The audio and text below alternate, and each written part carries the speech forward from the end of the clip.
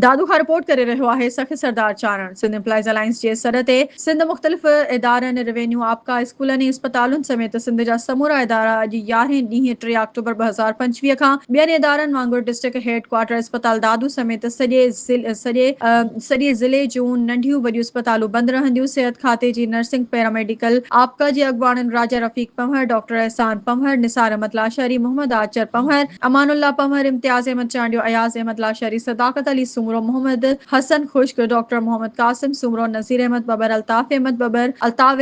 अल्ताफ अहमद पंवर, गुल मोहम्मद शाहानी, गुलाम हैदर हिंगोरो, अब्दुल रज़ाक मल्हा, मोहम्मद रमजान सोलंगी, रहमान अली पंवर, मंसूर अली भट्टी, ज़हीर अहमद लगारी, कुर्बान अली लुंड, अख्तर अली समो, गुल मुनीर चांडियो, गुलाम हुसैन कमरानी, गुलाम रसूल बबर, हैदर लुंड, शकील अहमद सोलंगी, सदाम हुसैन खुश्क, दिलदार अली पंवर, हबीबुल्लाह लगारी, नवाज अली लगारी, दीन मोहम्मद जतोई ॿियनि चयो त सिंध गवर्नमेंट पंहिंजे ई मुलाज़िमनि सां नाजाइज़ करे रही आहे। हुननि वधीक चयो त सिंध एम्प्लॉइज़ अलायंस जे तरफ़ां सिंध गवर्नमेंट खे पेश कयल मुतालबा जिन में हिकु पेंशन इस्लाहात जे नाले मुलाज़िम दुश्मन नोटिफिकेशन फौरी वापसि वरिता वञनि। ॿियो, सिंध जे ग्रेड 1 खां ग्रेड 22 ताईं जे सभिनी मुलाज़िमनि खे 50% DRA ॾिनो वञे। टियों, सिंध जे ग्रेड 1 खां ग्रेड 22 ताईं जे सभिनी मुलाज़िमनि जी पघार में 70% इज़ाफ़ो कयो वञे। चौथों, समेत हेल्थ जे मुलाज़िमनि जा जाइज़ मसइला ॿियनि सूबनि वांगुरु सिंध जे मुलाज़िमनि खे ग्रुप इंश्योरेंस ऐं बैनुल फंड रिटायरमेंट वक़्तु अदा कया वञनि, फौरी तौर ते हल कया वञनि। अॻुवाणनि वधीक चयो त सिंध जे मुलाज़िमनि जो मुआइशी क़त्लेआम बंदि कयो वञे, न त सॼी सिंध जे मुलाज़िमनि जो समुंड 6 अक्टूबर ते बिलावल हाउस आॾो धरणो हणी वेही रहंदा।